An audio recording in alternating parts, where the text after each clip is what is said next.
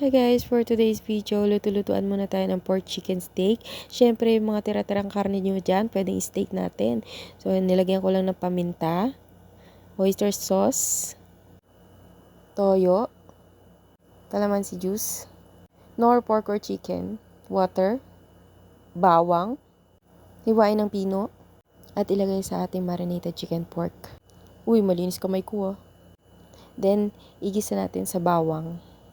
Half cook lang natin yung bawang, then lagay na natin yung marinated nating pork chicken. So, ayan. Madali lang talaga to best lutuin. So, antay-antay na lang. Oh, yan, nilagyan ko ng tinidor. Kasi ayon sa aking resources, nagpapalambot daw yun ng karne. Pagkatas ng ilang minuto, yan, tada! So, halu-haluin lang natin hanggang sa makita natin siya magmantika. Pakuluan saglit. At syempre, di mawalang sibuyas para sa ating topping. So, ayan na siya. Sarap, diba? Yun lang. Bye!